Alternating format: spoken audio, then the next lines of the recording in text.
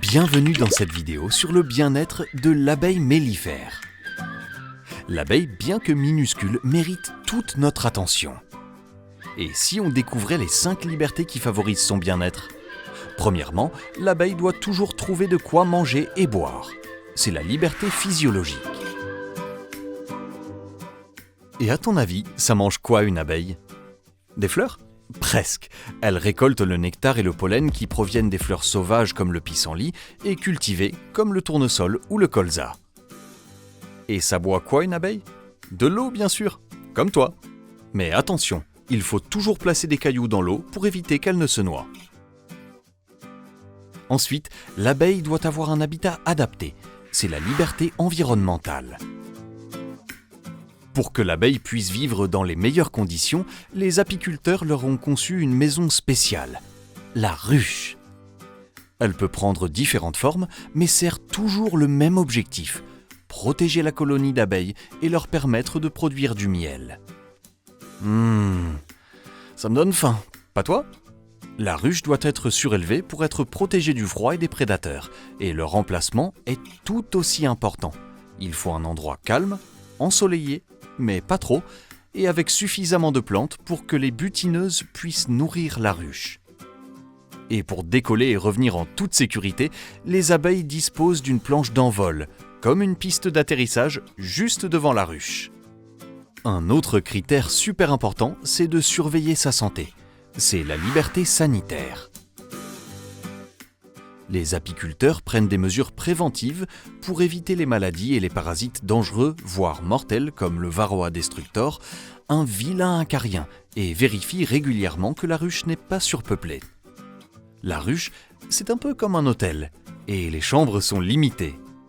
Mais aujourd'hui, l'un des plus grands dangers, ce sont les frelons asiatiques. Une des solutions pour protéger les abeilles est d'installer des pièges comme cette harpe électrique, avec ses fils suffisamment espacés pour laisser passer les abeilles, mais pas les frelons. Une abeille heureuse, c'est aussi une abeille zen. C'est la liberté psychologique. L'abeille est sensible au stress.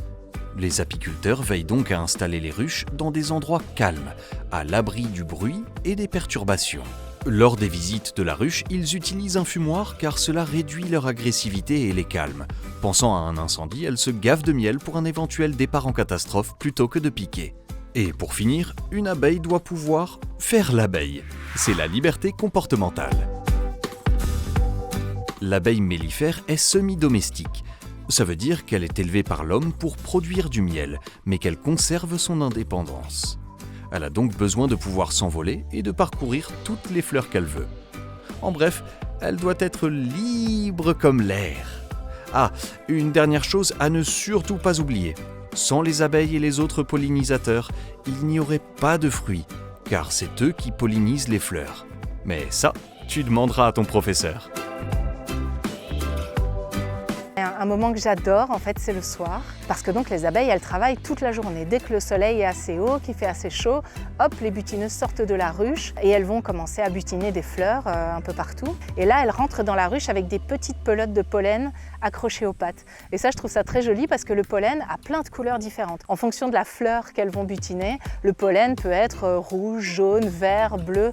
Il peut avoir toutes les couleurs, c'est un peu comme des M&M's. Et donc les abeilles rentrent à la ruche avec des petites pelotes de pollen, comme des petits sacs de course qu'elles auraient sur leurs dernières pattes. Et donc c'est très joli de voir ce balai de toutes les abeilles qui rentrent à la maison. Ça donne une fresque avec plein de couleurs. Voilà, tu en sais maintenant plus sur les besoins de l'abeille. Découvre les 5 libertés du bien-être des autres animaux de la ferme dans les vidéos de graindagri.be.